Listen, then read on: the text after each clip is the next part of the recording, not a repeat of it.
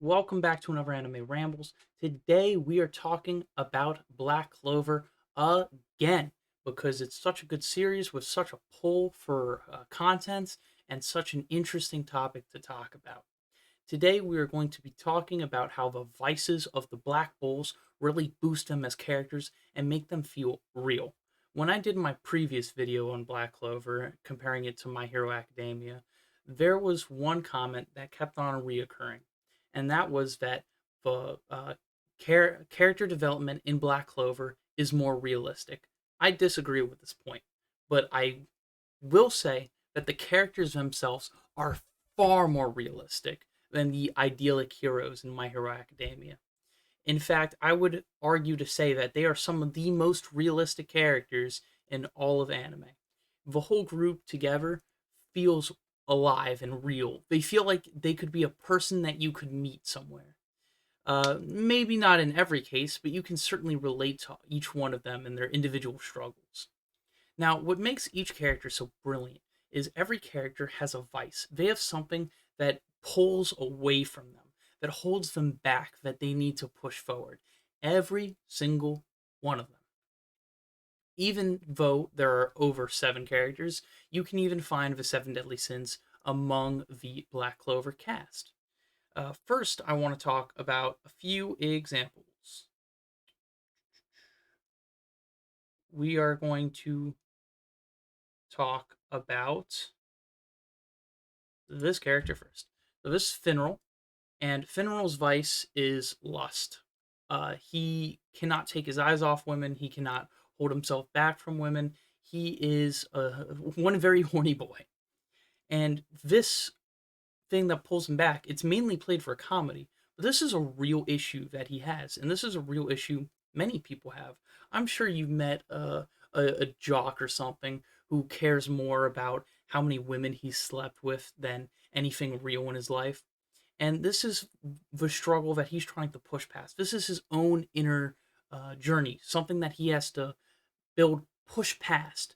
And it makes the show really enjoyable because we don't have to see these uh, soldiers as the idyllic heroes. They're not. They're the underdogs. The underdogs, they're rough, they're in the mud, they're fighting past what brought them down in order to become better people. And these characters having these flaws makes them better characters for it. It makes them better well written, better well liked, and it shows them that there's a grain of reality inside each one of these characters. Next character we're talking about is Vanessa.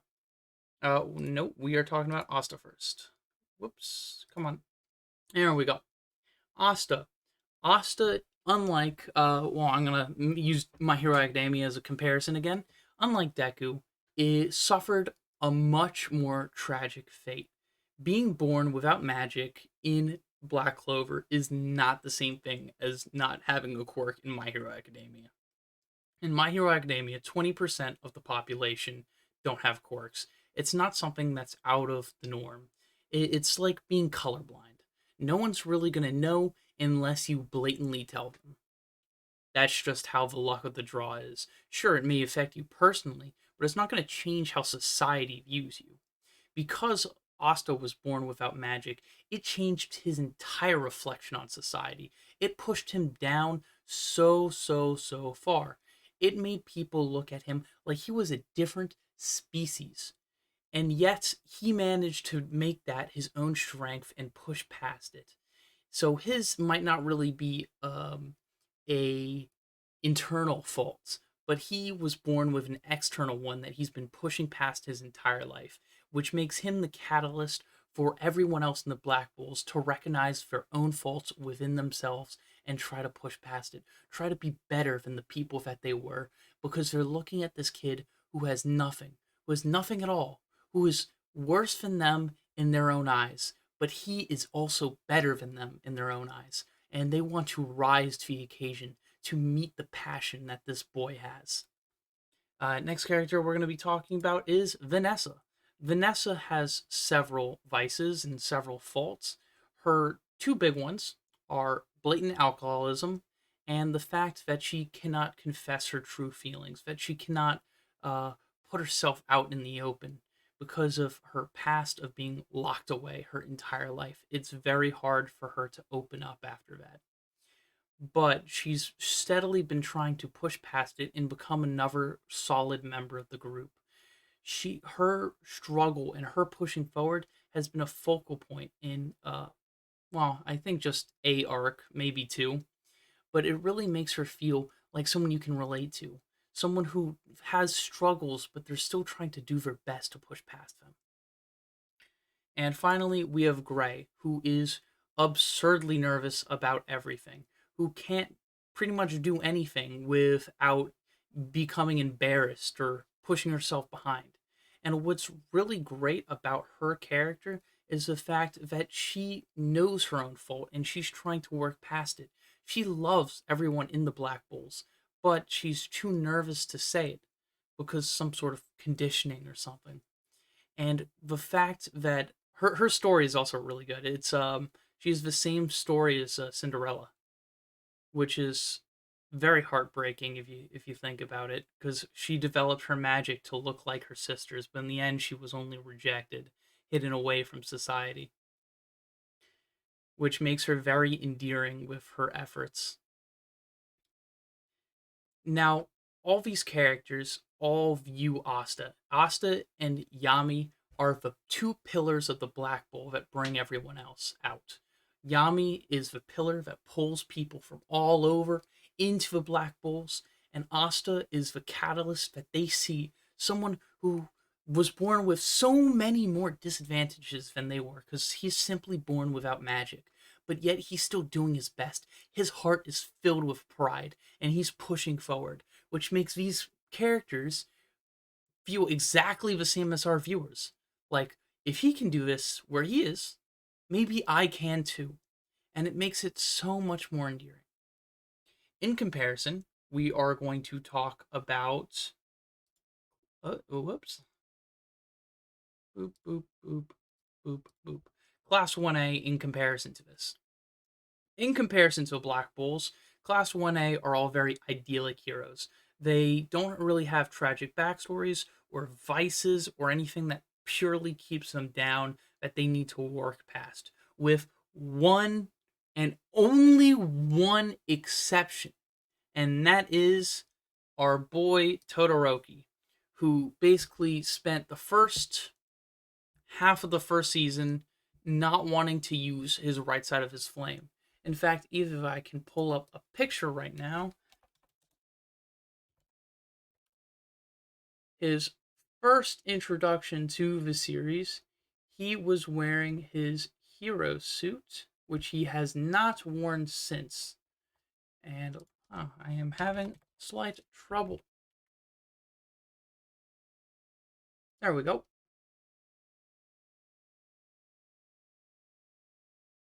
And of course, it doesn't want me to use it. Great. Why would I want to do that? There we go. Maybe this won't work. There we go. He was wearing this hero suit, and if you see, it covers the entire right half of his face with ice, so he doesn't look like his quirk is half cold, half hot. It's purely a rejection of who he is at his core. The fact that his quirk is fire and ice. This purely highlights just the ice and doesn't do the fire at all. And this is a clear intention that the author wanted to write his character like this from the very beginning. And this is very smart. However, it is only done for Todoroki and nobody else. It is highly disappointing that none of the other members of Class 1A have any sort of vice that they have to push past. Sure, they're always striving to get better, but they're not pushing past their own weak. They didn't have any pure weaknesses put inside them that they couldn't push past. You could highlight a couple of examples, like Kaminari couldn't do long ranged electric attacks, which at the end of the day is just, oh, he got a little thing that allows him to do it, or something that like is a physical thing, like oh, I'm terrified of villains and I can't do this, which Manetsu kind of had, but he got over that after 5 minutes. There's no real vices, nothing that really keeps them down. They're all just a bunch of happy kids, and this makes their characters fundamentally weaker, They're all very idealized heroes. None of them have any sort of character that pulls apart. Every time you want to make a character, even like let's go to a great example. Let's go to D&D. You want your character to have one ideal and one flaw at the very minimum. None of the characters in class 1A have any flaws. Sure, you can say Deku tries too hard and it gets him into trouble. You can say that Froppy, uh, she has self-doubt about her own leadership abilities. But all of these are just characters self-recognizing themselves. They're not vices or flaws. They're not holding the character back. It's not something they have to push past. It's just something they need to take into account with their own training. It makes them weaker. Okay. Overall, this illustrates why Black Clover is such a well-defined show. Because even though we're looking at all these screwed up human beings in many different ways, we know what they've been through. We know how they act. So when they push past who they are in their own heads to become someone even more than they are, it feels so much more rewarding than when any character in My Hero Academia does anything, because we know who they are. We knew what mental struggles they had to push through in order to be here in this moment, which is amazing. Now, I will say one thing though. When it comes to our protagonists, Black Clover blows My Hero Academia out of the water in every aspect. Now, I did mention that I did think the character development is a little bit more better in My Hero Academia. I think it's slightly subtler and feels more like what a real person would be going through. In Black Clover, it's a lot more jarring, but it makes sense because they have Asta as the pillar of the world, which makes it less realistic, but it makes it feel more rewarding, which I believe overall is better for the story. Now, recently in the My Hero Academia manga, if you are someone who doesn't watch the manga and doesn't want spoilers, this is where you click off. You can leave a like, subscribe if you want to hear more, or just leave, dislike, do what you want. But we're moving forward now.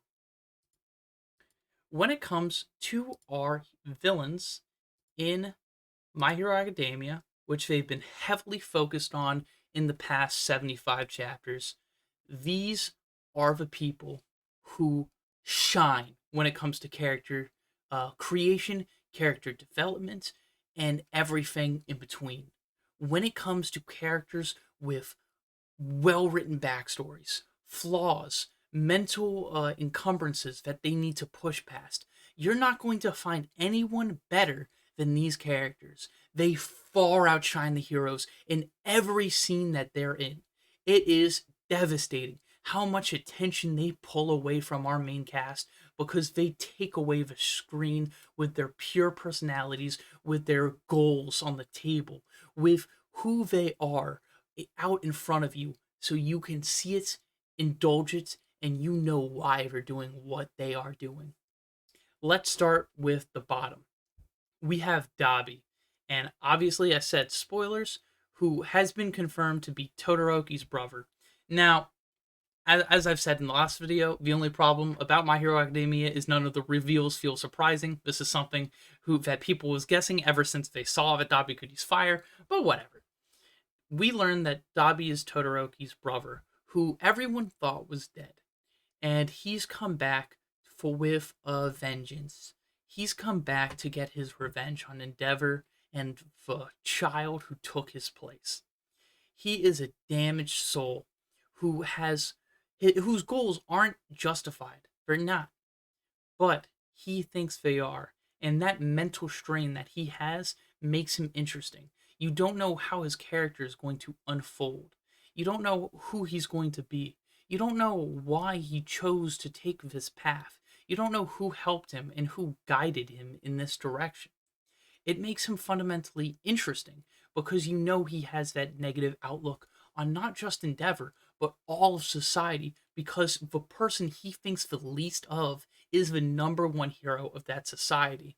And if the person you hate the most is the number one of something, There's no way the number 2, 3, 4, anyone down can be live up to your expectations in your eyes. It simply doesn't make any sense. Next, we have Gentle and Love Lover, which are technically they're villains, but they're mainly antagonists of a small arc, and they are again are mainly to highlight what society does to people. Gentle originally was in a hero program, and he could never push forward, so he chooses to commit small acts of villainy to show the gaps in the hero system. He's not out there to do any real harm. He's out there to highlight a problem that should be fixed. And he's out there to highlight the fact that he is a product of this broken society. Same thing with Love Lover. How people can be broken from the inside, even when they try to do the right thing from the beginning, turning them to a path that was not meant for them. Then we have Shigaraki, who is probably the most the character who's undergone the most development in all of My Hero Academia, constantly changing from his game-like child mentality in the first arc in the USJ, JSU, whatever arc, where he attacked Class 1A and decided to try to kill All Might, purely viewing everything as if it were a game. As he meets Stain, and he believes that he needs to come up with an ideology, not just something random, but something he truly believes in. And his interactions with Overhaul and losing One for All and becoming someone who's lost more than he's gained, even though he was promised so much, has changed him fundamentally. He is not the same Shigaraki that we know at the beginning. Twice is probably the most tragic villain slash antagonist of all of My Hero Academia. Someone who's lost themselves to mental fatigue and struggle due to the quirk he was born with, which pushed him into a life of crime, which pushed him into becoming Twice, which pushed him into becoming someone who's a member of the League of Villains, who only stays with them because they're the only people in the world who accept them for who he is. These villains are fantastically written, and I don't think anyone could do much better. But protagonists, on the other hand, not so much. Now, viewing the villains of Black Clover, we don't really see a lot of them. None of the characters that we meet in Black Clover, besides 4 so far in the anime, have been actual villains. I guess 5. There's the one chain dude at the very beginning. There's the Blue Orca's captain. There is the devil who manipulated the elves. And then there is the Dark Triad. And that is it. Those are the only villains there. And they are all very one-dimensional. Why is the chain dude bad? Because he was greedy and wanted to take Yuno's grimoire to sell it. What a well thought out, deep character with great motivation. And then we have the Blue Orca's captain, who likes money, so he did greedy things, and he didn't want to get caught. Then we have the devil, who was a devil, and he wanted to do bad things because he was a devil. His magic was cool, and the fact that he manipulated everything for years and years is cool, but it doesn't make him an interesting character. It doesn't give him development. It doesn't make him fleshed out. And then we have the Dark Triad, who like murder, and that's it. And they took over a kingdom because they wanted to murder more. The most one-dimensional, flat villains I could possibly imagine. You could argue, what about the elves? The elves were really good. The elves were fantastic. They were a great plot device and great characters that developed through the story and had a really tragic backstory that culminated inside the arcs. But at the end of the day, They were trying to get revenge or justice, depending on whose perspective you look at it from, for what the devil had done to them. So at the end of the day, they're not villains. They're tragic heroes or anti-heroes. No, they're just tragic heroes. They were antagonistic to our protagonist, but that doesn't make them a villain. You could argue, what about Mars and when the Diamond Kingdom tried to go for the same dungeon as the people in Black Clover, as the people in the Black Bulls and the Golden Dawn? Well, sure, they were antagonistic, but they didn't really have malice. They weren't villains. They were more characters. Very good characters, too. I really like the dude who manipulated the smoke. I wish I could remember his name. I hope we see more of him later. He seemed really cool, as well as Mars, who got fleshed out a lot more as the story went on, and his arc with his childhood friend in that reuniting was very good, pushing Mars into someone who's an ally, a protagonist, than someone who's an antagonist. When it comes to protagonists, I think it is absolutely clear. Oh, never mind. Oh, yeah, that's the last image I used. It is absolutely clear to me that the antagonists in My Hero Academia blow the antagonists in Black Clover out of the water. But when it comes to our primary cast, I would say our protagonists are so much better, well written than our protagonists in My Hero Academia.